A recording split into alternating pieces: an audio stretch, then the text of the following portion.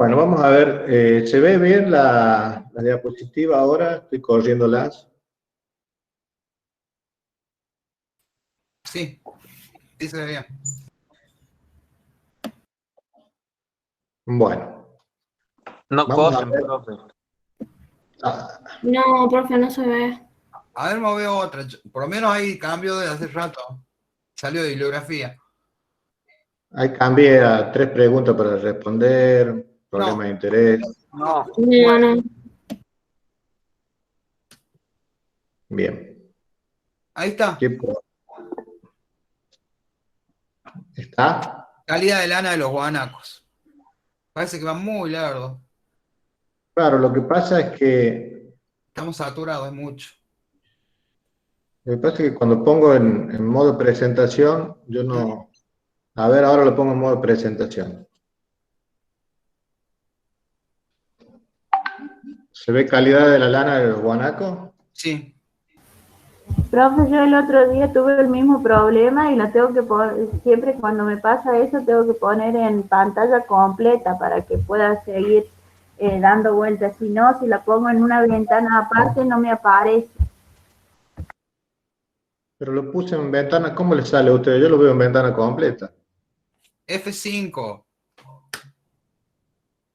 Pero para, yo en mi pantalla estoy viendo ventana completa. No, nosotros no. Está como que está en edición. Ah.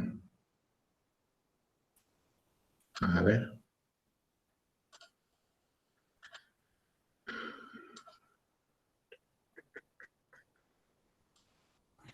Vamos a empezar de nuevo. Chicos, cuando entren al aula virtual, el aula virtual es, no lo tienen que buscar en la carrera de veterinaria, lo tienen que buscar en la carrera de ingeniería. Ahí les mandé, Natalia, por el chat acá el enlace. Y también por el Facebook, para que no les pase eso. Bueno, ¿qué ven ahora? ¿Se ve mejor?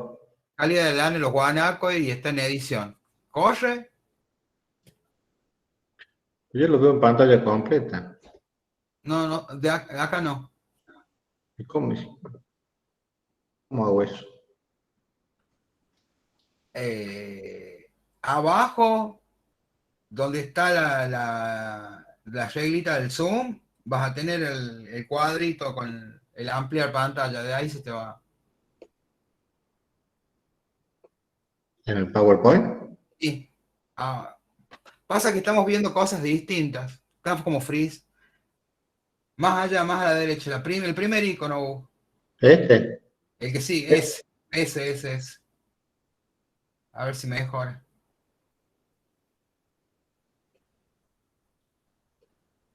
No, acá no pasa, se sigue viendo tal cual. Y yo también veo igual. Sí. Bueno, lo dejo ahí ahí. Pero bueno, se ve algo. Sí. Bueno, vamos a continuar como podamos, porque si no... Bueno, el tema es que vamos a hacer un ejemplito para que lo veamos mejor. Un ejemplo que nos puede pasar en la vida profesional. Este está hecho con, vamos a ver, la calidad de la lana de los guanacos. Algo que ustedes seguramente van a ver cuando estén no sé qué materia da Eduardo Frank, el doctor Eduardo Frank, que sé que trabaja con fibras. Producción de camellos, de pequeños rumiantes y camellos sudamericanos. Ahí está. Y también en zootecnia y en mejoramiento. Ahí lo van a ver es un ejemplo para esa cátedra. Bueno, el tema entonces dice, para hacer una pequeña introducción, ya que todos somos medio neófitos en esto,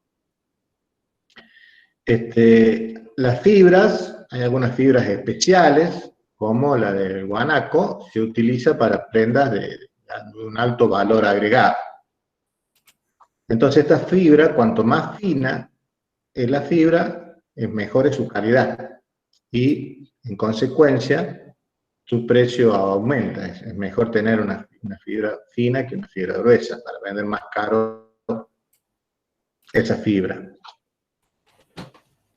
Entonces, lo primero que hace, o lo primero que tenemos que hacer para ver qué fibra es la que tenemos nosotros es medirla. Entonces, lo que se hace es tomar muestras de vellones de los animales. Y mediante un equipo, como el que está viendo acá, se determina el diámetro de esa fibra. Obviamente que al ser muy finita, acá vemos una fibra que sería como un pelito, está dado en micrones. Un micrón es 1000, o sea, dividir el milímetro en 1000. Entonces, ¿qué es lo que estamos haciendo acá? Tenemos un campo de cría de guanacos. Estos guanacos están criados en semi-cautiverio en Ingeniero Jacobacci, en Río Negro. Esto es un ejemplo real. Está compuesto de este rodeo de guanacos, de 500 animales, y nos interesa conocer la calidad de la lana para enfocar en los procesos de selección de los animales. Seguramente, como productor, me va a interesar conservar aquello. Por favor, revisen los micrófonos. Por favor, para que estén cerrados. Entonces, uno como productor, o si ustedes el día de mañana ejercen como asesores, van a tener que buscar los ejemplares que mejor calidad tengan para dejarlos en el rodeo y que estos luego puedan tener su progenie. Y no es una selección natural, es una selección más bien antrópica, que nos interesa a nosotros por un fin comercial. Entonces, nosotros nos preguntamos, ¿es esperable que todos los animales, estos 500 animales, posean exactamente la misma calidad de lana? Nos tendríamos que preguntar qué factores pueden generar algún tipo de variabilidad en que esta lana sea más gruesa o más fina. Nos preguntamos, tenemos 500 animales, ¿es necesario calificar toda la lana de los 500 animales? Pregunta, ¿no es cierto?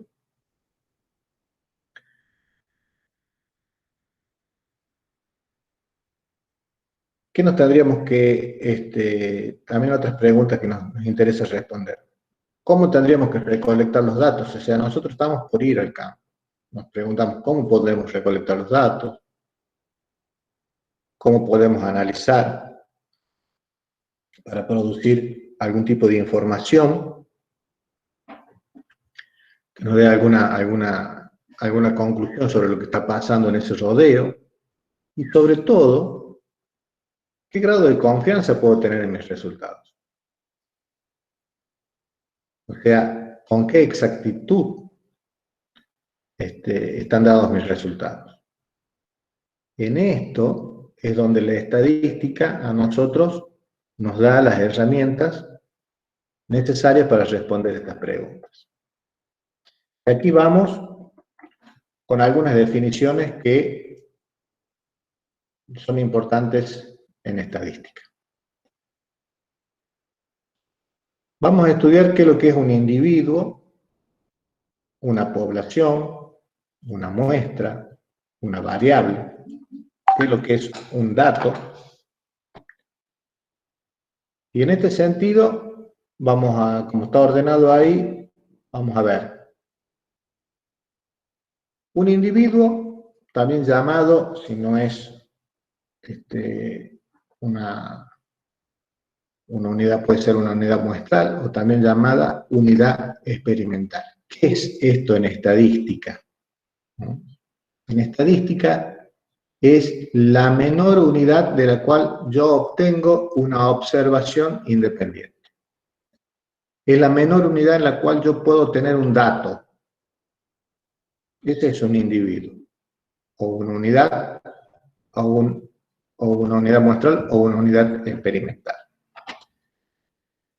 Este individuo va a estar dentro de una población mucho más grande. Esta población es el conjunto de todos los individuos de interés. En general, la población es demasiado grande para poder tomarle todos los datos a toda la población. Sobre todo, nosotros tenemos que ser eficientes en dos cosas. Que tome el menor tiempo posible la obtención de ese dato y que sea el que tenga el menor costo posible, o sea, lo más barato que pueda. Obviamente que una población, además de no cumplir con esas funciones porque es demasiado grande y además es muy costosa, es muy difícil de llegar al 100% de la población. Hay un solo estudio que llega casi al 100% de la población que se denomina censo. Ustedes lo deben haber escuchado y generalmente los censos se hacen cada muchos años, porque primero es muy caro y además es muy lento, ¿no? Y los censos no solamente se hacen sobre los seres humanos, y sino también se hacen sobre los animales y las producciones. Hay un censo que se llama Censo Anual Agropecuario, Censo Nacional Agropecuario, que también se hace cada 10 años. Y también es tan caro como el otro. Obviamente que en un censo las posibilidades de errores se minimizan, pero no siempre es posible. Siempre, y generalmente es innecesario. Si yo hago un buen muestreo, no hace falta el censo. Bien, la otra palabrita que entra acá a jugar es la muestra. Una muestra. ¿Qué es la muestra? Es un subconjunto de esta población. Y es en esa muestra donde realmente hacemos las observaciones. O sea, lo que pasa en esa muestra es lo que nosotros después vamos a inferir sobre la población. Es lo que había dicho hace un ratito cuando nosotros hablábamos de lo que pasó con las muestras de los que se vacunaron. Se vacunaron, hicieron el muestreo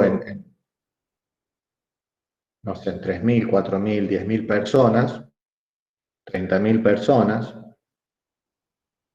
y se generalizó a toda la población. Eso es así se hace el muestreo. Bien, ¿qué es lo que yo estoy viendo en la muestra? Lo que yo estoy viendo en la muestra, que a mí me interesa que me dé algún tipo de información, se llama variable. La variable, entonces, es una característica de la población que es de interés en el estudio que yo estoy haciendo y que esa característica va a ser medida en cada uno de los individuos, o unidades experimentales o muestrales.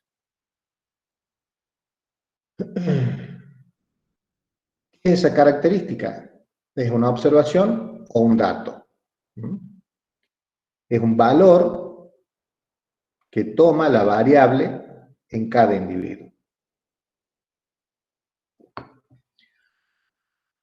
Por ejemplo, si yo estoy tomando, a mí me interesa saber cuánto es el peso que tienen los alumnos de estadística y biometría. Entonces yo voy a tomar una muestra de todos ustedes, y a cada uno de ustedes los voy a pesar, ¿no? La variable se va a llamar peso, ¿no?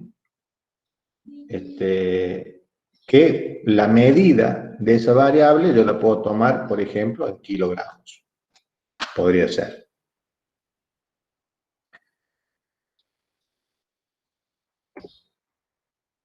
Entonces, volviendo al ejemplo de este rodeo de guanaco. Un individuo, entonces, en nuestro ejemplo sería un animal, un guanaco. La población es todo el rodeo que tengo de mi guanaco, de mi campo, o del campo que yo esté estudiando. El tamaño de la población, que lo vamos a poner, siempre se va a denotar con una N mayúscula, en este caso son 500.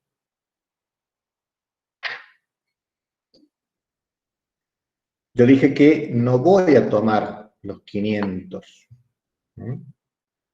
Voy a tomar una muestra, o sea, un subconjunto de esa población. Esa muestra puede estar, tiene que ser representativa de la población, y esta representación, ¿a qué se refiere? Nosotros nos podemos imaginar que dentro de la población hay machos, hay hembras, que también tienen que estar representadas en la muestra. Por ejemplo, si yo tengo una población de 500, estoy haciendo un ejemplo, ¿no es cierto? Voy a tomar una muestra de 50. La proporción de machos y hembras tiene que ser igual en la muestra de 50 que en la población. Eso es representatividad. También podría decir que haya la misma cantidad o representatividad de animales adultos y animales más jóvenes. También tienen que estar representados en la muestra. O sea, la muestra tiene que ser una representación de la población. Como dije, el tamaño de la muestra lo vamos a denotar con la letra N minúscula y, por ejemplo, en nuestro caso podría ser 50. La variable que me interesa a mí es diámetro de la fibra. ¿Cómo voy a medir ese diámetro? En micrones. Bien, este es en este ejemplo. Entonces, hagamos un repasito. ¿Para qué nos sirve la estadística? Organizamos, presentamos, describimos un conjunto de datos. Bueno, eso es estadística descriptiva. Ahora, si yo eso que organicé, presenté, describí, lo quiero generalizar a una población de la cual se extrajo, estoy haciendo inferencia, lo que nosotros llamamos estadística inferencial. Estas eran las dos grandes ramas de la estadística. Hay algunos tipos de estudios que, según cómo se recopilan los datos, se pueden llamar de distintas maneras. Puede haber un estudio observacional o descriptivo. O sea que lo que está pasando no está siendo controlado. O sea, lo que está pasando se hace o aparece de manera espontánea. Yo solamente observo, se llama observación pasiva. O sea que los datos se generan sin que el investigador intervenga. En estos casos, si yo obtengo un resultado de lo que yo estoy investigando, hay una confusión de dónde se obtiene esos resultados. Después, yo voy a tener otro tipo de estudio que se llama estudio experimental o manipulativo, donde el investigador asigna distintos tratamientos a los individuos para observar sus respuestas. Entonces, hay una intervención del investigador. O sea que la respuesta generada por los individuos son introducidos por el investigador. En este caso, los experimentos bien diseñados proveen una fuerte evidencia sobre el efecto de los tratamientos. Por ejemplo, yo podría medir cómo aumenta el peso de un rodeo de novillos, que los crío a campo y los observo durante 3 meses y veo cuánto van aumentando desde el día 1 al día 90. Y después, ese estudio es observacional, porque yo lo único que hago es los largo que vayan y coman, y yo únicamente voy y los peso. A diferencia de un estudio experimental que yo podría hacer al mismo lote de novillos, decir, bueno, a un grupo de este lote le voy a dar alfalfa, a este otro grupo le voy a dar alfalfa y maíz, y a otro grupo le voy a dar, no le voy a dar nada, que se alimente con pastos que encuentra en el campo. Entonces, yo ahí voy a estar viendo cuál aumenta más, pero en ese caso yo estoy haciendo una intervención, porque yo estoy dándole o suministrándole a un grupo una ración distinta al de otro grupo. En definitiva, después yo voy a estar tomando los pesos, la variable va a ser aumento de peso, pero después yo voy a ver que ese aumento de peso se lo puedo estar, ese aumento de peso se lo voy a estar asignando directamente a el tipo de alimentación que yo introduje, por ejemplo. Fíjense, me pregunto, ¿el pastoreo afecta la diversidad florística de los pastizales de la Pampa de Achala en Córdoba? Estos pastizales de la Pampa de Achala son pastizales más bien en altura, y son una ecorregión, digamos, que está ahora altamente sobrepastoreada y que están viendo los investigadores que justamente son los animales bovinos que están ejerciendo mucha presión.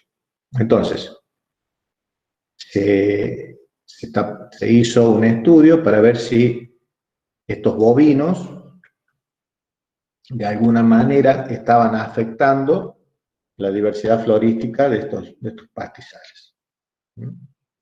Entonces, ¿es un estudio observacional o es un estudio experimental? En el que vemos es un estudio observacional. Porque yo no hago un tratamiento distinto, solamente los dejo que vayan y ellos coman lo que quieran. Entonces, ¿cómo son las formas de obtener los datos? ¿Por muestreo o mediante experimentos? En este caso es por muestreo, yo no estoy haciendo ningún tipo de experimentación en el campo. Y hablando de muestreo, podemos encontrar que hay distintos tipos de muestreo. Un muestreo que llamamos muestreo aleatorio simple, otro sistemático y un muestreo estratificado. Entonces, como premisa, nosotros sabemos que todos los individuos deben tener la misma probabilidad de ser elegidos para que formen parte de la muestra. De esta forma, aseguramos la representatividad de la muestra elegida. Hay que eliminar los sesgos de selección y caprichos humanos. Muchas veces, a lo mejor en los libros uno no toma conciencia, pero cuando va al campo y tiene que seleccionar animales, por ejemplo, estamos hablando de un ejemplo, de un rodeo, y decimos, bueno, vamos a seleccionar este, de manera aleatoria, y cuando vamos al campo, pues justamente ese que tiene que estar seleccionado para pesarlo, es malo, no se deja agarrar, o se escapó, entonces decimos, no, bueno, entonces déjalo que se vaya, agarramos este otro, que es más mansito, que se deja llevar, y ahí ya no estamos siendo aleatorios en la toma de la muestra, ahí estamos usando un sesgo. ¿Cuál es el sesgo? Bueno, elegir los más fáciles. Y eso es una de las cosas que no tenemos que dejar que ocurran cuando hacemos un muestreo. Al que le tocó, ese tiene que ser medido. Entonces, el muestreo también permite emplear la inferencia para proyectar lo que yo analizo en esta muestra, proyectarla para la población.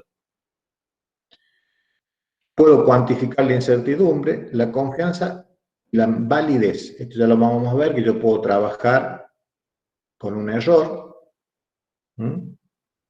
Entonces yo puedo tener un error cuantificable y decir, bueno, yo voy a trabajar con este error. Es algo que en estadística ustedes tienen que aprender. El error existe, no lo vamos a poder eliminar, y lo que tenemos que hacer es disminuir lo más que se pueda ese error. Entonces eso nos da, cuando yo disminuyo el error, nos da mucho más confianza, o mejor dicho, tal vez para que usted lo entienda, nos da una probabilidad mucho más grande de que los resultados ocurran como nosotros decimos que van a ocurrir. En el muestreo aleatorio simple, se eligen los distintos individuos de la población, como les dije, de manera que todo tenga la probabilidad de ser seleccionado, hasta que alcancemos el número que nosotros habíamos dicho que íbamos a alcanzar para tener la muestra. Hay muchas formas de realizarlo. Yo puedo tener un listado de todos los individuos y puedo elegir los individuos aleatoriamente sin verlos. Eso es una forma de no tener un sesgo a la hora de elegirlos, que no los vea. Yo puedo hacer este muestreo aleatorio siempre cuando la población donde yo voy a elegir cada uno de los individuos de las unidades experimentales es homogénea. Porque si es homogénea, yo puedo elegirlos y yo sé que no voy a tener ningún problema. El problema me pasa cuando es heterogénea.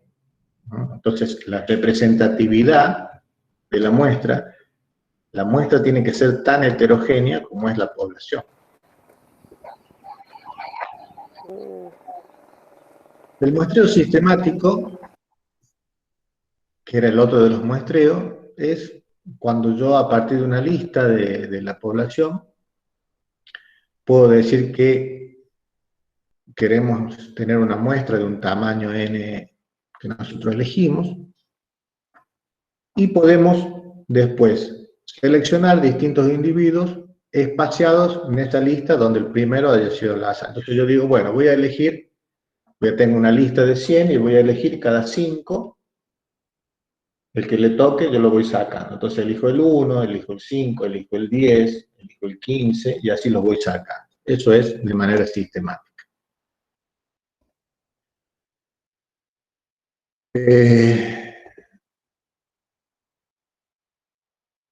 También, si yo estoy haciendo una transecta, puedo, donde yo tengo un espacio, puedo decir, bueno, voy a tomar una muestra, por ejemplo, yo voy a tomar una muestra de pasto cada 50 metros, entonces, o cada 50 pasos. Entonces hago una transecta que vaya o que cruce el corral de norte a sur, por ejemplo, y voy cada 50 pasos, me fijo qué vegetación hay, ¿no? Eso también es de manera sistemática. Porque hay que tener en cuenta que a lo mejor en la lista hay periodicidades y en este caso nos puede plantear alguna muestra que no sea representativa, ¿no? Bueno, el muestreo estratificado, esto es cuando veo que la muestra, dentro de la muestra o dentro de la población hay subpoblaciones o estratos, pero estos estratos son homogéneos internamente. Puedo decir, por ejemplo, un estrato. Yo estoy pensando en este rodeo, por ejemplo, de guanacos y digo, sí, hay subpoblaciones. Por ejemplo, yo puedo hacer viejos, adultos y jóvenes, ¿m? Pensando en edades. Entonces, hago un estratos, ¿m? Y dentro del extracto, dentro de cada uno de los estratos, hago un muestreo aleatorio simple. El tamaño de la muestra en cada estrato también va a depender de la variabilidad del mismo. Si es muy homogéneo dentro del estrato, o sea, no voy a tener, no hace falta que tenga tantas unidades muestrales o individuos, pero si es heterogéneo, sí voy a necesitar más.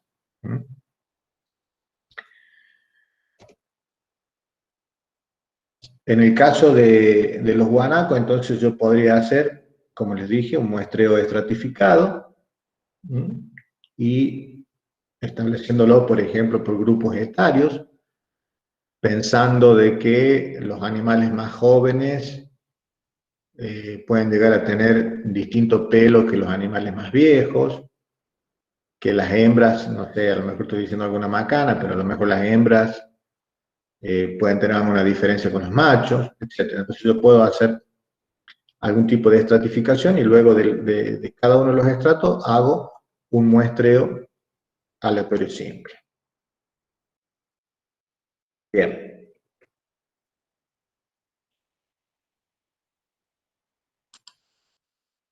¿Se entiende hasta acá?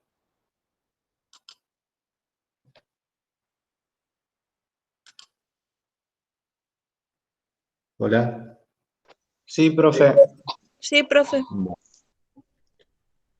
perfecto.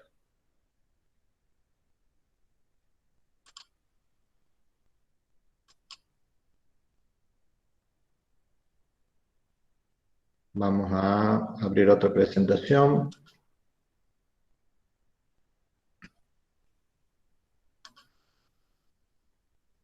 ¿Se están pasando las diapositivas?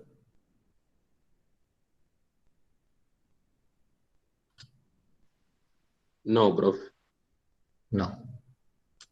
Qué lástima. Bueno.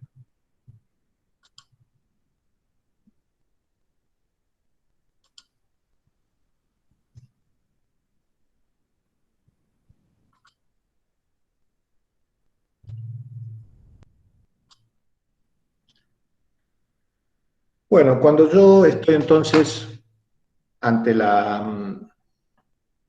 ya hice el muestreo, o sea, por lo menos me fijé en la población que voy a analizar, dije voy a tomar esta muestra, agarré la muestra y empecé a tomar los datos.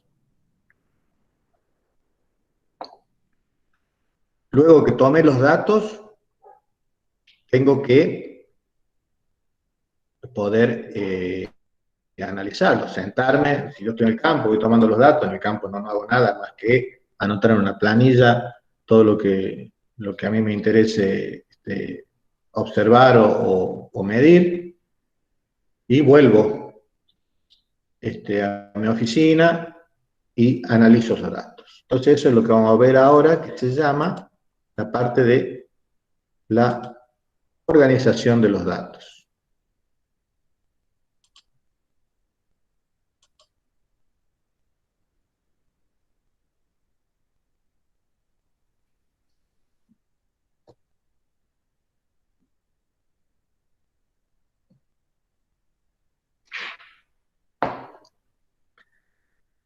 Ahora yo puse un PowerPoint que dice organización de datos. ¿Lo están viendo? Sí, parece que corre.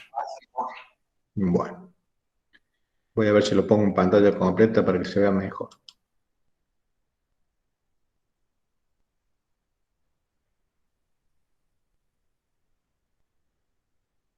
Bueno, entonces, como dije, ya tengo un montón de datos en mi libreta, donde yo tome los datos, y tengo que analizarlos, a ver qué es lo que está pasando con ellos. ¿Mm? Entonces,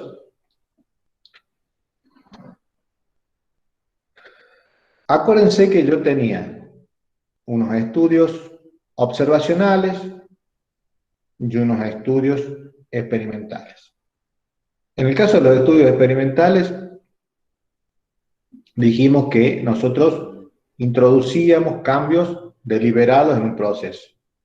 Yo les mencioné, por ejemplo, que le cambiábamos la alimentación a los novillos para ver qué ocurría con su aumento de peso, por ejemplo. ¿Mm? Yo en este caso podría hacer un montón de cosas. Podríamos estar toda la mañana hablando de distintos estudios para saber, pero por ejemplo yo con los guanacos podría decir, bueno, a ver qué pasa si yo a los guanacos le doy distinta alimentación. ¿Podrán cambiar su fibra?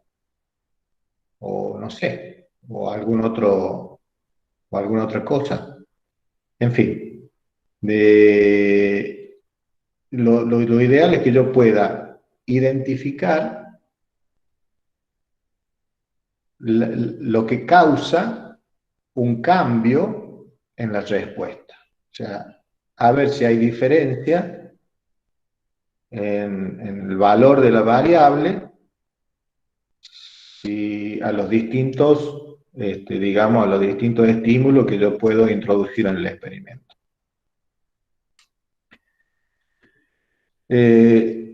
Siempre cuando yo estoy introduciendo algún cambio, voy a tener mínimamente 2 grupos o más.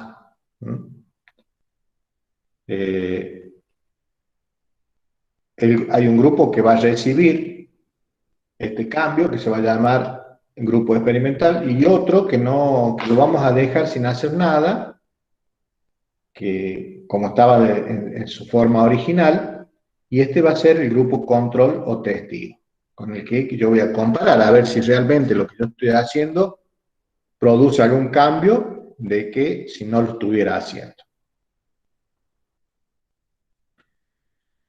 Este tratamiento control es fundamental para evaluar, ¿no es cierto?, de que si lo que yo hago produce o no un cambio.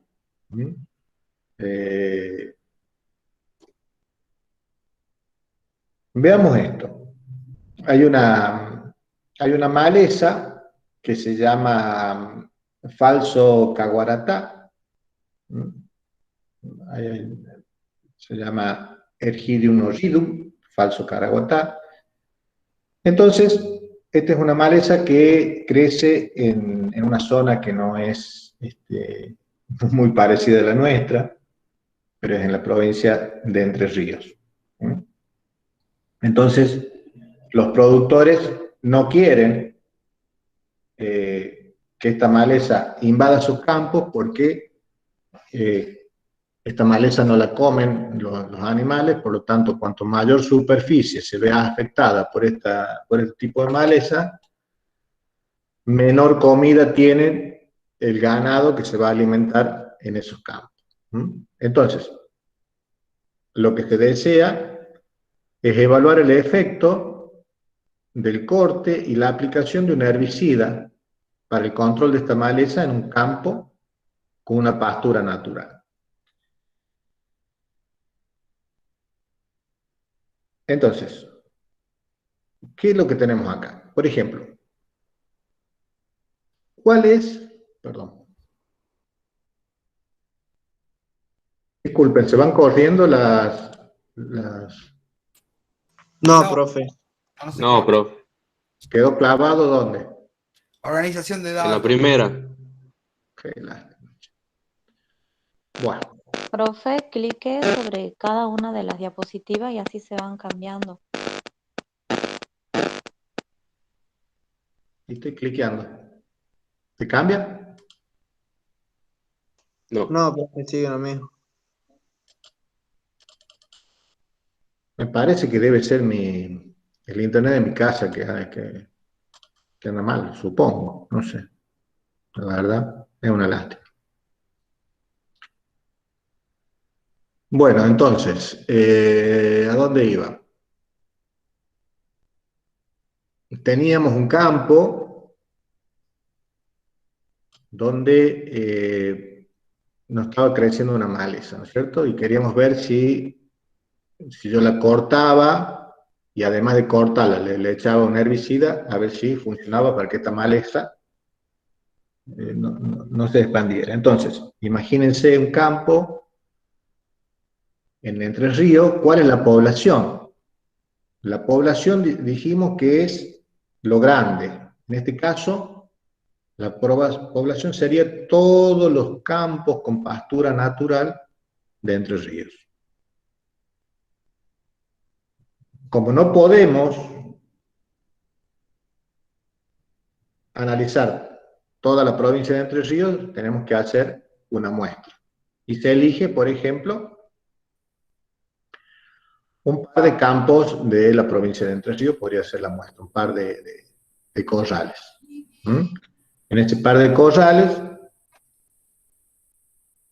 tengo que establecer cuál es la unidad experimental. Ya no estoy hablando de individuos, sino tal vez estoy hablando de una porción de terreno. Esa porción de terreno podría ser lo que nosotros buscamos mucho, los ingenieros, es una parcelita demostrativa que puede ser de 1 metro por 1 metro, ¿no? Entonces yo establezco o marco dentro de esos grandes sitios varias unidades experimentales de 1 metro por 1 metro, donde los animales no interfieran, no, o sea, hago un marco, pongo unos alambres para que no coman, y ahí dentro de ese metro voy a hacer mi unidad experimental y ahí voy a tomar las mediciones.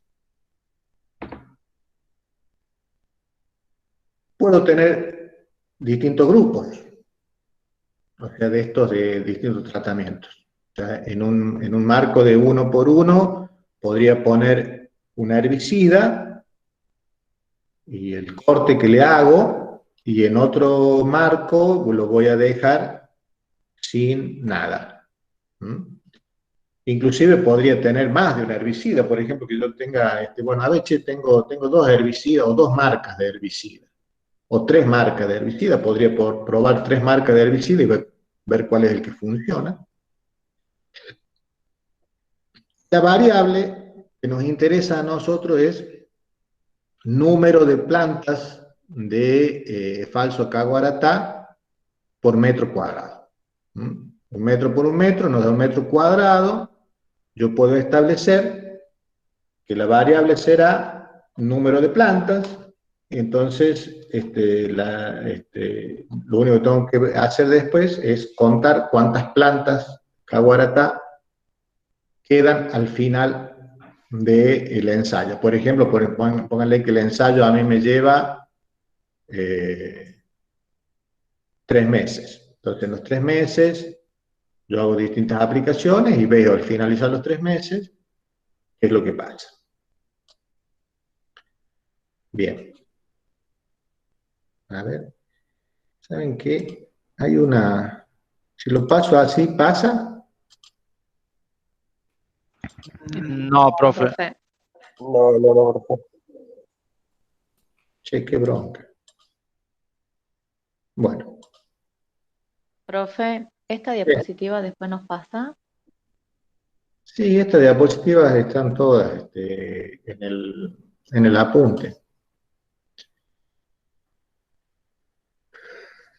Entonces,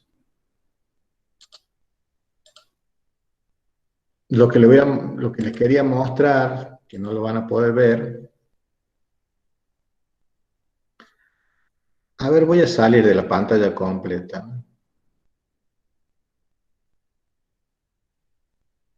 ¿Cómo salgo? Así.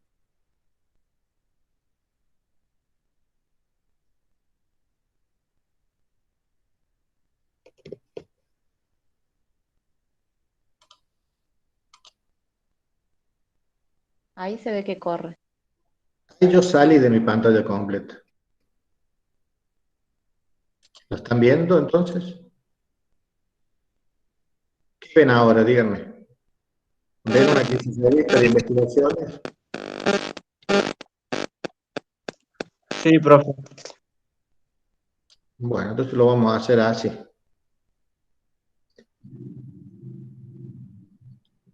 Yo, por ejemplo, yo no estoy viendo el Meet, no estoy viendo la aplicación de Meet, estoy viendo el PowerPoint.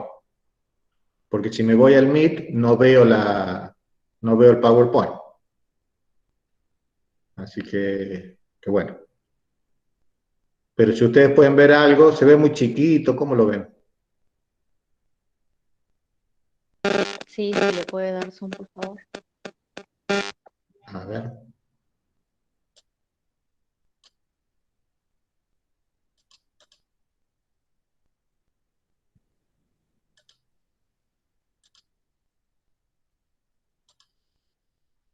Este es lo máximo de zoom que le puedo dar, si no después se me va. Bueno, lo que les quería mostrar, que este ejemplo que les di yo es un ejemplo de este falso Caguaratá, es de una revista de investigación de la Facultad de Ciencias Agrarias. Para aquellos que no lo saben, cuando yo hablo de revistas científicas, hablo de revistas donde yo puedo ver resultados que han seguido un modelo, un método estadístico y un método de investigación científica adecuado, y que sus datos son, por lo tanto, científicos. Entonces, hice algunos recortes. Por ejemplo, este es el nombre de la investigación, se llama Control Mecánico y Químico de Eringium Oridum Malme, que es el Caraguatá o falso Caraguatá, en un campo natural bajo clausura. Abajo están los autores de este trabajo. Y acá dice lo que estamos hablando. Entonces, se trabajó en un lote de 15 hectáreas. Esa fue, digamos, ¿te acuerdan cuando yo decía la muestra? El tamaño de la muestra son 15 hectáreas. Y dice ahí donde está ubicado las coordenadas en el departamento de La Plata, en Entre Ríos. Dice, se clausuró una superficie de 10,5 metros cuadrados, de 10.500 metros cuadrados. Ese es aproximadamente una hectárea. Una hectárea mide 10.000 metros cuadrados. Entonces, esta es la unidad muestral. La unidad muestral es 10.500 metros cuadrados con alambrado de 2 hilos. Ahí se montó el ensayo en el año 1996 hasta el año 1999. Y dentro de esa clausura se hicieron 6 parcelas. Las parcelas eran de 70 metros de largo por 25 de ancho. Entonces se sortearon al azar los 2 tratamientos con sus repeticiones.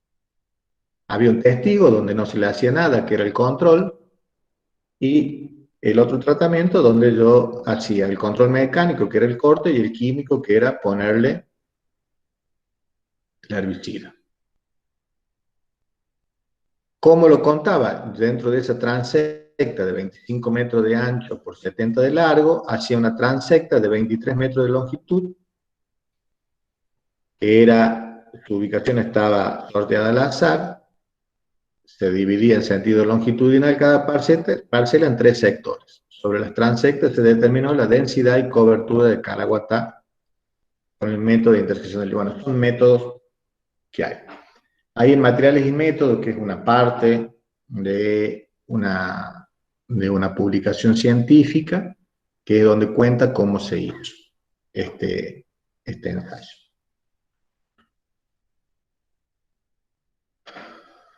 Bueno, nosotros hablamos de variables.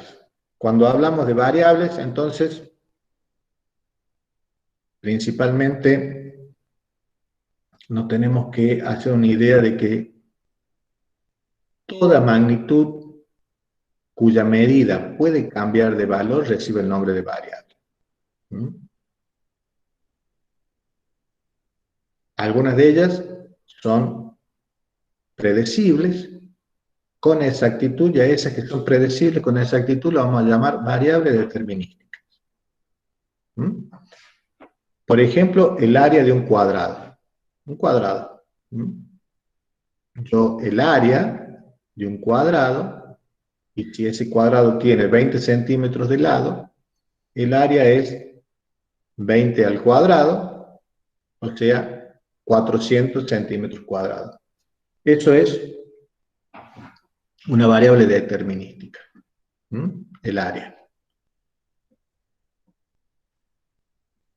Eso en la realidad no es tan así. No es tan sencillo. Porque la medición del área de, por ejemplo, de una baldosa no es cuadrada. Yo podría decir que es aproximadamente cuadrada. Y también tendría que decir, para hablar con propiedad, tendría que decir que sus lados son de aproximadamente 20 centímetros. Por lo tanto, puede dar como resultado 399, 400, 401 centímetros cuadrados. Incluso si yo tomara mediciones de la misma baldosa, repetidamente, puede dar tamaños distintos, áreas distintas. ¿A qué se debe esto? Puede ser que yo, por ejemplo, si yo estoy midiendo a la mañana donde hace mucho frío, puede haber una dilatación de los materiales o contracción debido a la temperatura. Si yo mido a la mañana o mido a la tarde, pueden dar medidas distintas. Puede haber errores humanos, que yo no vea bien, que tenga problemas de visión, o puede haber incluso errores en los instrumentos que yo estoy utilizando. Imagínense, yo tenía acá para mostrarles, pero no les voy a poder mostrar, por ejemplo, si yo tuviera distintos metros para medir la altura. Si ustedes ven los metros que yo voy y compro en la ferretería, y tienen errores, tal vez errores milimétricos, pero errores al fin. Inclusive con las balanzas. ¿A quién no le ha pasado que si se van a pensar en una balanza, pesan más que si se pesan en otra balanza? En fin, esos errores en los instrumentos, si no están bien calibrados, nos van a trasladar sus errores a nuestras mediciones. Entonces, estos errores generan variables que nosotros llamamos variables aleatorias. Entonces, esta variable aleatoria tiene un componente que es el error, que nosotros acá, como ustedes pueden ver, le sumamos a la variable, por ejemplo, el área, que era lado al cuadrado, le sumamos más un error. Ese error es una letra griega E, que en estadística le decimos epsilon, es un desvío respecto al valor que nosotros esperamos. Es un error. Ese error puede ser en más o en menos. Y también, como les dije, lo tenemos que calcular para dar una buena información.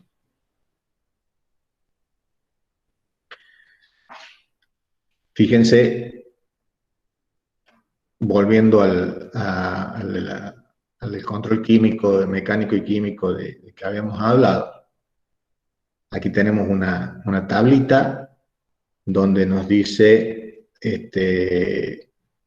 esta tabla acá nos dice los tratamientos T1 y T2. T1 era el control, T2 era donde yo había aplicado el corte y la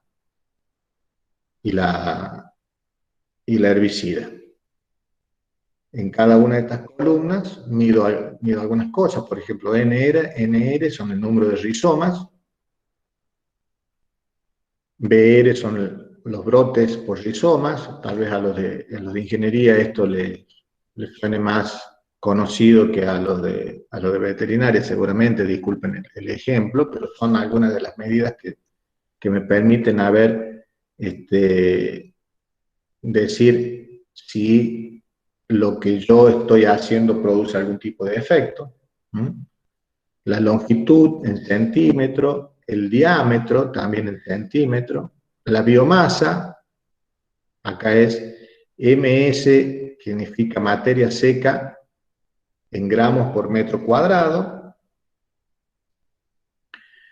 y la biomasa media de los rizomas. Si ustedes ven, yo tengo distintos valores y observan en el tratamiento 2 que los valores siempre son menores a los del tratamiento 1. Acá todavía no hay un análisis estadístico, esto es solamente descriptivo, o sea, no hay un análisis inferencial, pero me está mostrando una tendencia a que en el tratamiento 2 está surgiendo, hay un efecto positivo en cuanto a la presencia de esta planta invasora, ya que se han reducido todos los parámetros que yo estaba observando. Y volviendo a la identificación de variables, esta variable las puedo dividir en dos. Primero en dos grandes grupos que son variables cualitativas y variables cuantitativas. Ya lo vamos a ver con más detalle. Dentro de las variables cualitativas voy a tener a las nominales y a las ordinales, y dentro de las cuantitativas las discretas y a las continuas. Básicamente las cualitativas hacen mención a una cualidad, a un atributo, y las cuantitativas me dan un número.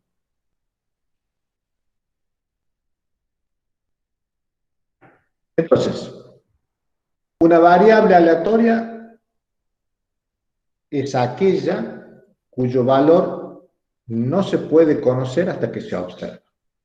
O sea, porque como siempre va a ir cambiando, hasta que no la mido, como lo observo, no voy a saber cuál es su verdadero valor.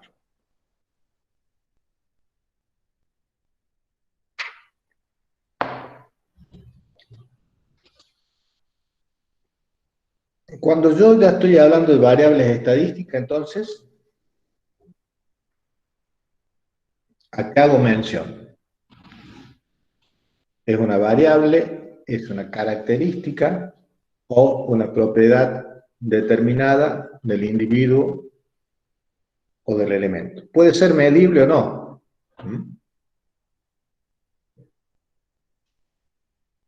Esta propiedad hace que los elementos de un grupo puedan diferir de las de otro grupo en la muestra o en la población que yo estudie.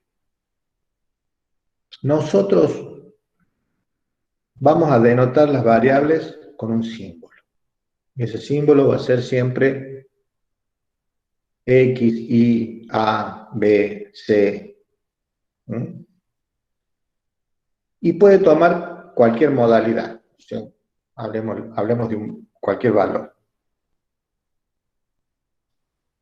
Ese valor va a estar delimitado dentro de un conjunto determinado de valores que vamos a llamar dominio de la variable o rango. Entonces, en función del dominio, se puede clasificar, como habíamos dicho recién, primero, cualitativas o también llamadas categóricas. Entonces, cuando yo hablo de variables cualitativas, estas variables van a representar una cualidad, un atributo. Por ejemplo, la situación más sencilla es aquella en la que se clasifica cada caso en uno o dos grupos. Por ejemplo, hombre o mujer. El sexo. El sexo es una variable cualitativa. Es un atributo, una característica. Y en este caso son dicotómicos. O es uno o es otro. Como resulta obvio, en muchas ocasiones este tipo de clasificación no es suficiente. Por ejemplo, si yo estoy hablando del color de ojos. El color de ojos puede ser de muchos colores, hay más de dos. O el grupo sanguíneo, o la profesión, etc. Todo lo que se le ocurra a usted. Eso es una variable categórica. Observamos un subconjunto de estas variables cualitativas, en realidad dos subconjuntos, las nominales y las ordinales. Las nominales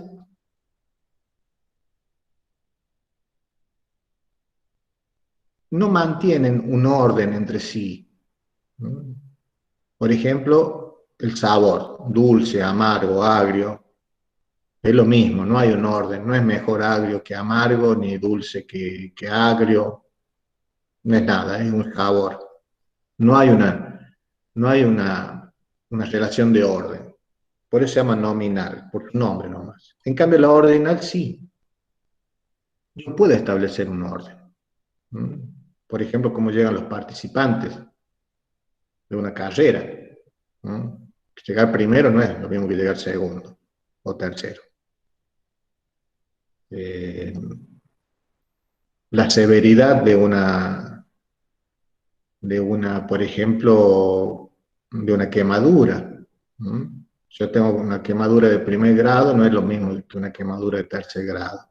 Me da una idea de lo que está pasando ahí, es distinto. Por eso es ordinal, no es lo mismo primero que cuarto, quinto, segundo, no es lo mismo, hay un orden. Eso en cuanto a las variables cualitativas. En cuanto a las variables cuantitativas, en estas, las variables tienen cantidades numéricas, de ahí su nombre. Y como tienen modalidades numéricas, podemos hacer operaciones aritméticas, cosa que seguramente a los de veterinaria les va a resultar un poquito antipático, ya que no han tenido mucho, o no han tenido nada de matemática hasta el momento en su carrera, y creo que no lo van a tener, excepto ahora en estadística. Así que voy a recurrir al conocimiento que hayan tenido o hayan adquirido en la secundaria, que para realizar las distintas operaciones matemáticas que vamos a hacer en estadística, es más que suficiente lo que ustedes han aprendido en la secundaria, con lo que tal vez por ahí, si no recuerdan algunas cosas, sería bueno que en algún momento los repasa. Las variables cuantitativas también tienen, o podemos distinguir, unos subgrupos. Tenemos dos subgrupos. Uno de ellos le vamos a llamar variables cuantitativas discretas. Estas discretas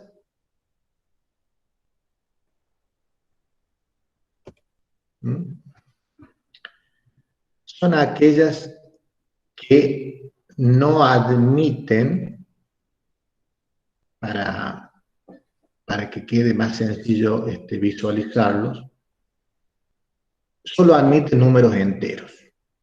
1, 2, 3, 4. Por ejemplo, como vemos acá, 0, 1, 2, 3. Por ejemplo, las caras. Cuando yo, en este caso, lanzo una moneda al aire, o un grupo de monedas, en este caso 3 monedas al aire, y veo el número de caras. Puede pasar de que si yo lanzo 3 monedas al aire, cuando caiga, ninguna sea cara, por lo tanto, va a ser 0. Puede pasar que una de ellas sea cara, y puede estar en alguna de estas situaciones. Puede ser que cara sea la última, que cara sea la del medio, o que cara sea la primera. Una cara, 2 caras, o puede ser que las 3 sean 3 caras. ¿Qué digo cuando no admiten un número intermedio? O sea, no puedo tener una cara y media, una cara y 70. O tengo 0 cara, o tengo 1 cara, o tengo 2 caras, o tengo 3 caras. Son números enteros. A eso me refiero cuando hablo de variables discretas. Distinto cuando yo hablo de cuantitativas continuas, porque si yo tengo un intervalo, en un intervalo, por ejemplo, entre 2 y 3, hay infinitos valores posibles entre ese intervalo, dependiendo de cuántos decimales yo pueda medir según el instrumento que lo mida. Por ejemplo, el peso. El peso es continuo. La altura podría ser la altura de una persona o de cualquier elemento que yo esté midiendo. Es una variable cuantitativa continua porque admite un número intermedio. No pasa de 2 a 3. O sea, puede medir 2, 2,1, 2,2, 2,3, 2,4. Si tengo más decimales, puedo decir 2,15, 2,16 o 2,160. Depende de la cantidad de decimales que yo tenga mi instrumento.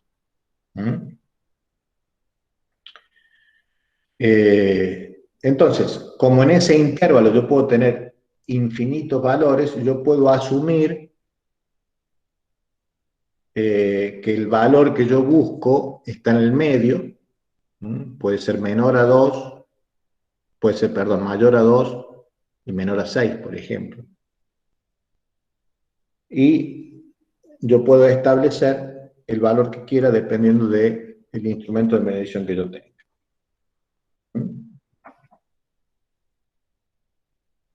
Puede ser que muchas veces ustedes observan una variable cuantitativa continua, que es continua por naturaleza, puede aparecer como discreta. En este caso hay una limitación en lo que concierne a la precisión del aparato con lo que yo estoy midiendo.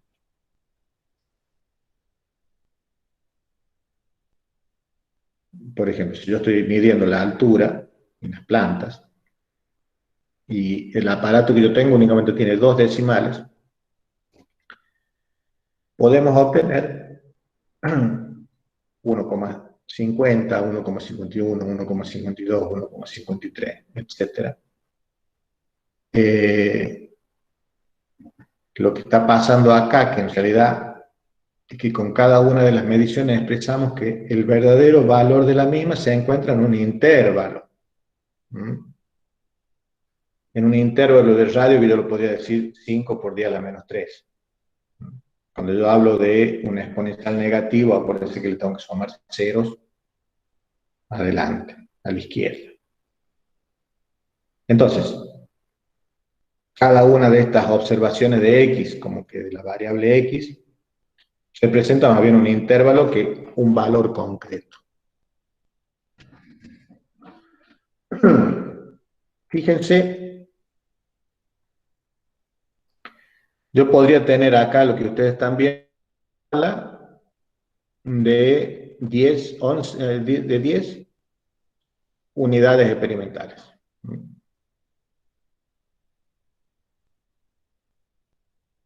Acá tengo como identificación cada una de las unidades experimentales. Al sexo, yo podría decir, el sexo habíamos dicho que era cualitativa nominal. Lo puedo codificar para que yo pueda hacer alguna tabla. Podría decir que 1 representa un sexo y 0 representa otro sexo. Entonces es nominal. El peso, dijimos que es cuantitativa continua. A pesar de que acá no hay decimales, porque eso lo puedo establecer yo, sabemos que es continua. La edad también es continua porque uno tiene años, meses, días, horas y segundos de vida. El número de hermanos ya no. El número de hermanos es discreta. O no tengo hermanos, o tengo 1, o tengo 2. No puedo tener un hermano y medio, un hermano y 3/4. Por eso es discreto. Y hay un discreto, hay una cualitativa ordinal que dice la posición con respecto a la altura, ¿no? No es lo mismo estar en la posición 10 que estar en la posición 1. Acá no está diciendo en realidad si la 10 corresponde al más alto o al más bajo, y la 1 al más alto o al más bajo, pero evidentemente estar primero en la posición según la altura es bien distinto a estar décimo. No está diciendo que el individuo 1 y el individuo 4, por ejemplo, son de distintos sexos, porque uno es de sexo 0 y otro de sexo 1, tienen distinto peso, tienen una edad parecida, uno tiene 19 y el otro tiene 21, pero son de distintas alturas. Esto podemos analizar cuando yo analizo los datos, y eso me va a dar información. Hay otras formas de clasificación. Las variables pueden ser dependientes, pueden ser independientes, pueden ser asociadas.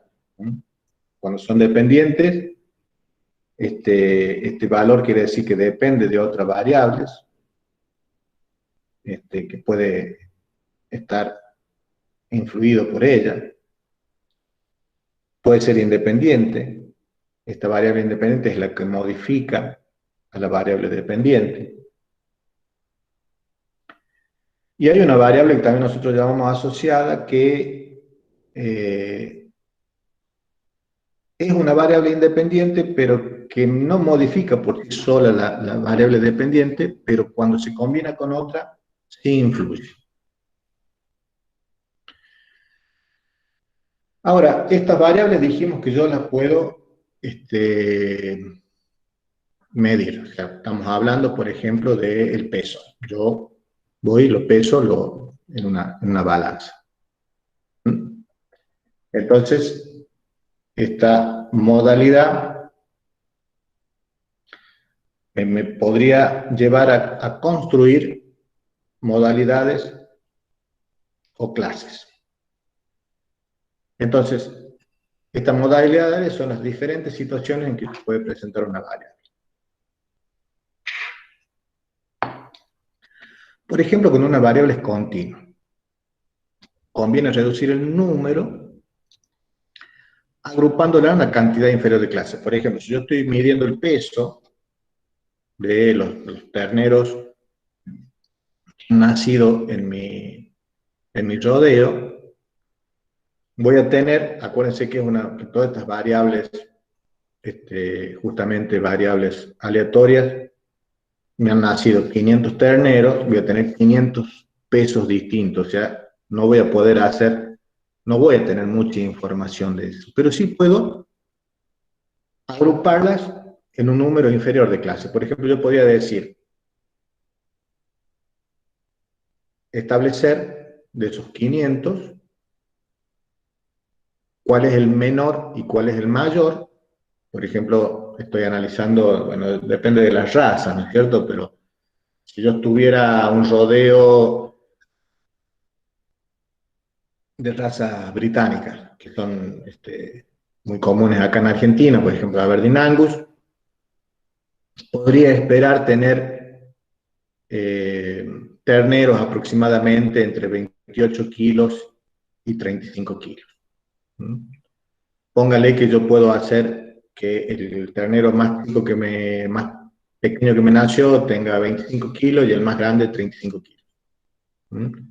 Yo puedo dividir esos 10 kilos entre el menor y el mayor en 5. Decir, bueno, a ver, los que me nacieron entre 25 y 26 kilos, los que me nacieron entre 26, entonces ahí sí voy acomodando los 500 dentro de cada una de esas clases. Estas clases tienen que ser exhaustivas e incompatibles, o sea, el ternero que está con su peso en uno de los intervalos no puede estar en el otro.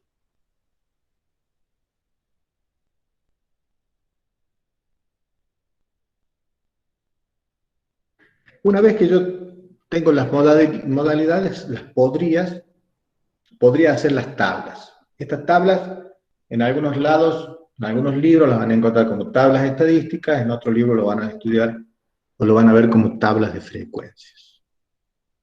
Acuérdense que lo que estamos viendo es organización de datos. Y una de las formas más eficientes de organizarlo es hacer una tabla de frecuencias.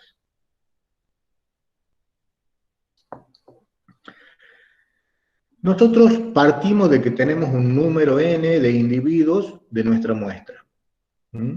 Este número de individuos tienen un carácter o una variable c que nos interesa, por ejemplo el peso al nacer, cuyas modalidades han sido agrupadas en un número, le llamaremos k, de clases. Como habíamos dicho recién, hemos dicho que el número de terneros más pequeño. Entonces, estas modalidades de C, podría decir C1, C2, C3, etc., para cada una de las clases. Entonces, podemos introducir, para poder realizar nuestra tabla de frecuencias. Esta tabla, imagínense una tabla que tiene filas y columnas, como cualquier tabla. La primera columna la llamaremos frecuencia absoluta. La vamos a denotar con n minúscula sub i. ¿Qué significa la frecuencia absoluta?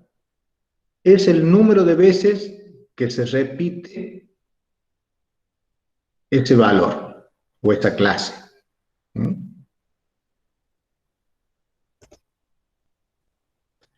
Luego está la frecuencia relativa, la segunda columna. Esta frecuencia relativa, que la vamos a llamar f sub i, es un cociente.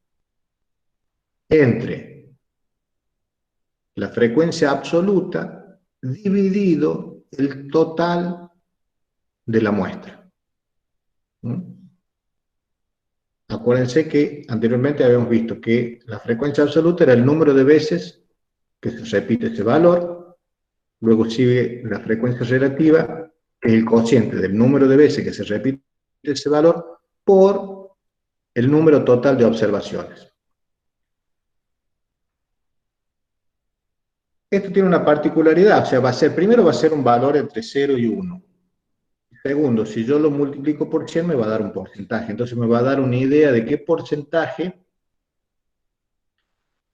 hay de esa clase o de esa modalidad dentro del total de la muestra. Estas son frecuencias simples, tanto la absoluta como la relativa. Luego vienen las acumuladas, que son la frecuencia absoluta acumulada, que es una columna, y la frecuencia relativa acumulada. Siempre estamos en las columnas. Entonces, la frecuencia absoluta acumulada de un determinado valor de frecuencia absoluta, porque tengo una frecuencia absoluta y después tengo una frecuencia absoluta acumulada. Entonces, esto va a ser igual. A su frecuencia absoluta la vamos a denotar, que la frecuencia absoluta la hemos denotado con n minúscula sub i, a la frecuencia absoluta acumulada la vamos a denotar con n mayúscula sub i. Entonces, ¿a qué es igual la frecuencia absoluta acumulada? Es igual a la frecuencia absoluta más la suma de la frecuencia absoluta de todos los valores anteriores que yo tenga.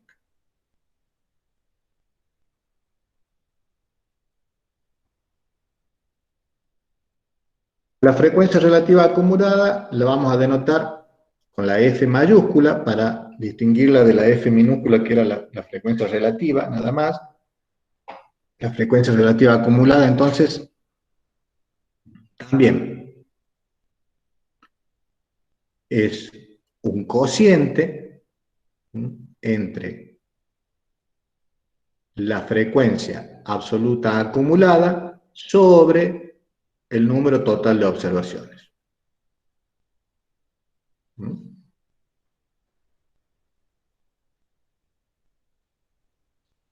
Como dije, todas las observaciones son exhaustivas e incompatibles, entonces la sumatoria de todas las frecuencias absolutas va a ser igual a el número n, o sea, el número total de la muestra. Acá tienen otra forma también de expresarlo cuando yo tengo algún tipo de intervalo.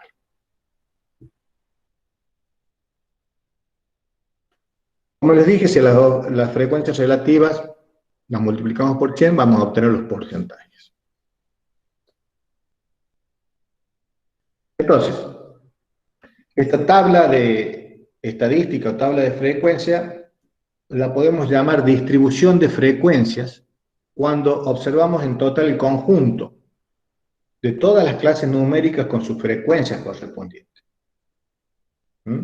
Esto es una tabla de frecuencia, distribución de frecuencia. Nos sirve para presentar de forma ordenada todos los datos. Tiene esta forma.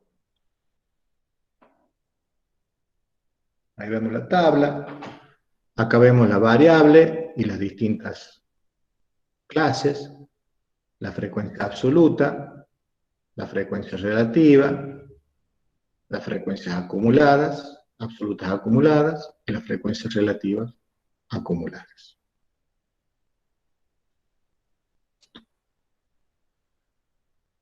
Este es un ejercicio que generalmente lo hacemos, se los hago para que lo hagan ustedes y puedan completar. Se los voy a dejar para que después lo hagan con los profesores en la práctica. Seguramente van a tener varios de estos, pero básicamente acá tengo una columna que me dice las distintas clases. Esto dice el límite inferior y el límite superior, o sea, todos los valores entre 0 y 10, los valores entre 10 y 20, los valores entre 20 y 30, los valores entre 30 y 100, los valores entre 100 y 200. La frecuencia absoluta, por ejemplo, entre 0 y 10 es 60. 60, ¿qué quiere decir? 60 observaciones o unidades experimentales que están entre 0 y 10. Acá tengo una incógnita, que después es justamente como tienen que sacarlo ustedes. Acá me dice que tengo 30 unidades experimentales entre 20 y 30. Acá no me dice cuál tengo. Acá tengo que calcular cuál es la frecuencia absoluta, relativa. Acá me dice cuánto tengo de frecuencia relativa, me dice que tengo 0,4. No me dice de frecuencia absoluta y no me dice de frecuencia absoluta acumulada. Y aquí están, se los voy a dejar, no sé si me estás escuchando Javier o Natalia para que lo puedan tener de ejercitación. De cualquier forma, esto está acá dice cómo se va haciendo y cómo se completa al final. Bien. Esto que está acá, nosotros le llamamos las clases, las distintas clases. ¿Cómo yo elaboro cada una de estas clases? La adaptación de las clases se hacen con algún tipo de criterio en función de la variable que estamos estudiando. Cuando las clases son cualitativas, las clases serán de tipo nominal. En cuanto de las variables cuantitativas, puedo tener dos tipos de clases: discretas, cuando no surgen, o sea, cuando tengo números enteros, o continuas cuando tengo números decimales. Cuando tengo variables continuas, yo puedo tener un intervalo. Siempre este intervalo viene definido de esta forma. Tengo un intervalo cerrado en el extremo izquierdo y abierto en el límite superior. Este es el límite inferior y este es el límite superior. La amplitud del intervalo, ¿cuánto es? La amplitud de este intervalo va a estar dado por la resta del límite inferior menos el límite superior. Esta amplitud del intervalo se va a denotar con la letra A minúscula. Hay una marca de clases, que lo van a ver en muchos software, esto se utiliza, es que cuando yo tengo una clase, yo puedo tener una marca de clase, o sea, tener un valor representativo de ese intervalo. Sería como el promedio, más o menos, que en definitiva, si yo tengo el número que va en el límite superior y el número que va en el límite inferior, los sumo estos dos números y los divido en dos. Eso me va a dar a mí una idea de un número representativo de ese intervalo.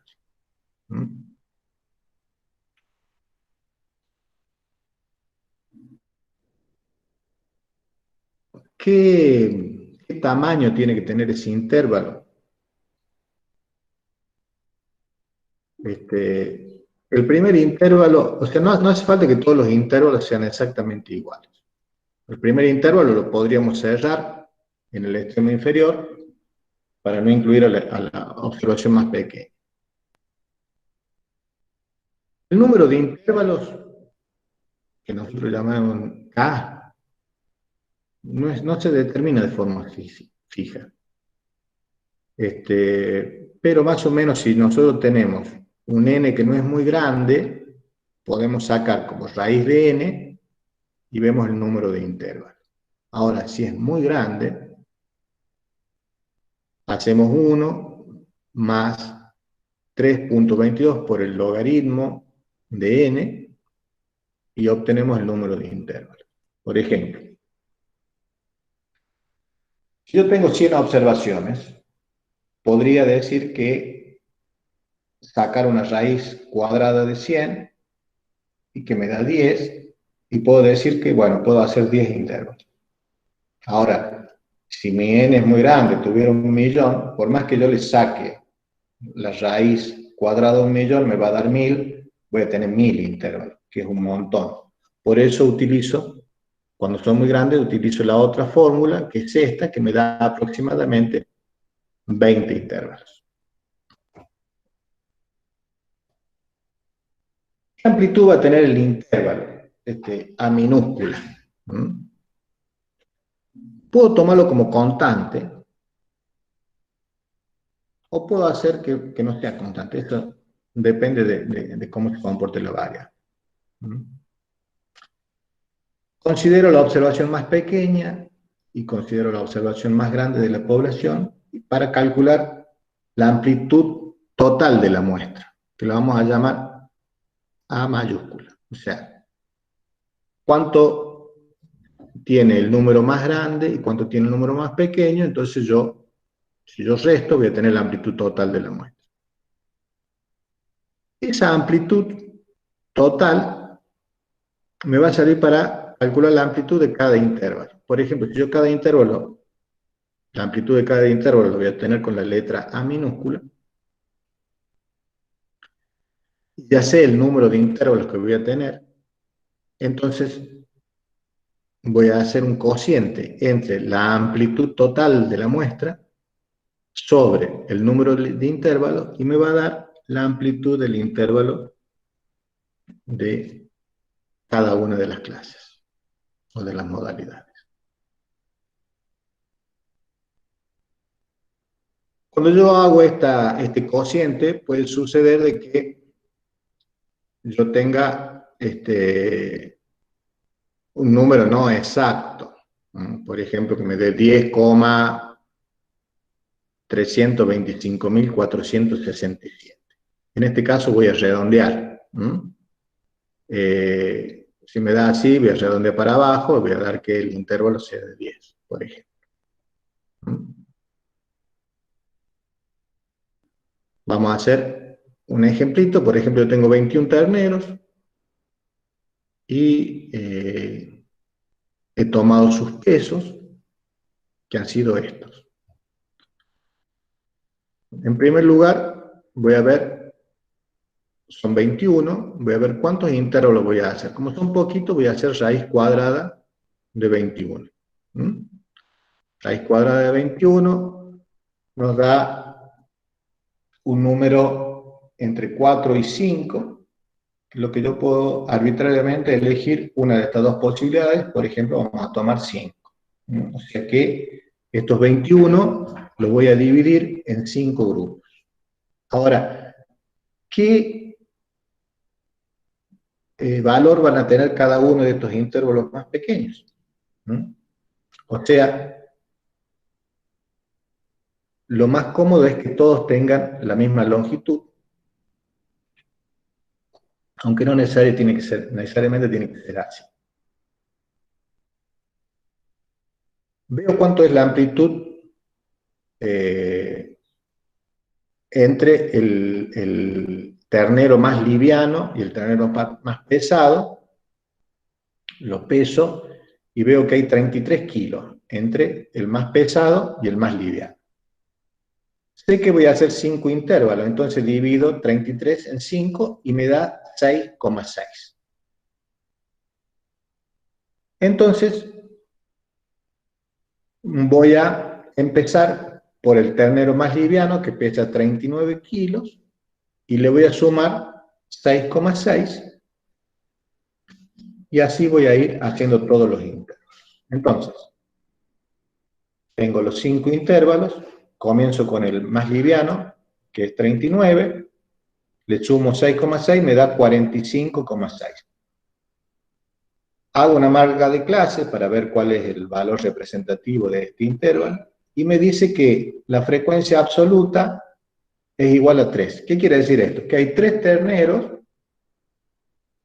que están entre 39 y 45,6 kilos. Acá me dice que hay 2 terneros, bueno, después el otro intervalo, ¿no es cierto? 45,6, le sumo 6,6, me da 52,2. La marca de clase es 48,6 y me dice acá que tengo 2 terneros en este intervalo. Hay otros 6 terneros que están en un intervalo más grande, hay otros 3 terneros que están en otro intervalo y 7 terneros que están en el intervalo, digamos, de ternero más pesado. Dijimos que la sumatoria de la frecuencia absoluta me daba el número total de elementos de la muestra, en este caso es 1. Hago la frecuencia relativa. Acuérdense que la frecuencia relativa era un cociente entre la frecuencia absoluta y el número total de observaciones. 3 dividido 21 me da 0,1428. Si este valor lo multiplico por 100 me da 14,28. O sea que yo podría decir que el 14,28% de los terneros pesan entre 39 y 45,6 kilos. Y así podría decir con cada uno de estos intervalos. La frecuencia absoluta, me dice que el primero, obviamente no sumo nada, tengo 3 igual a la primera frecuencia absoluta. Ahora la segunda frecuencia absoluta es la frecuencia absoluta de ese intervalo más las anteriores. 2 más 3 son 5. Esta es la segunda frecuencia absoluta. La tercera frecuencia absoluta es 6 más las anteriores. O sea, 6 más 5, 11. La frecuencia absoluta es 3 más las anteriores. 3 más 11, 14. La última frecuencia absoluta es 7 más las anteriores, 21, que la última frecuencia absoluta acumulada es igual al total de elementos de la muestra. Bueno, de igual forma hago las frecuencias relativas acumuladas.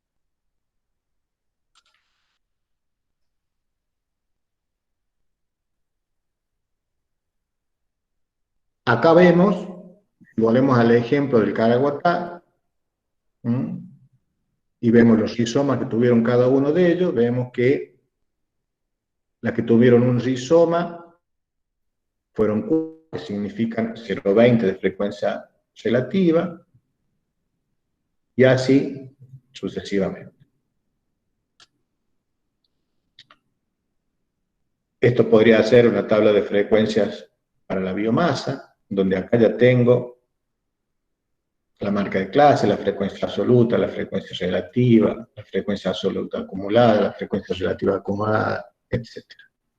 Esto me lo da directamente el software. Una cosa que les quiero decir es que ahora vamos a hacer los cálculos a mano con la calculadora y si tenemos tiempo vamos a utilizar algún software, que en este caso el software que utilizamos es Infostat, o pueden utilizar cualquier otro, que todos los cálculos los va a hacer la idea es que ustedes sepan cómo introducir los datos y qué hacer, porque para que observe bien cómo se construye ese dato.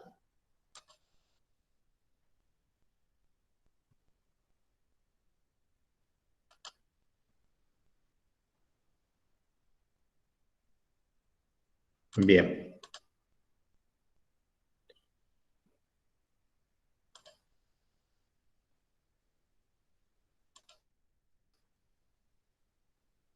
Vamos a hacer 5 minutos, vamos a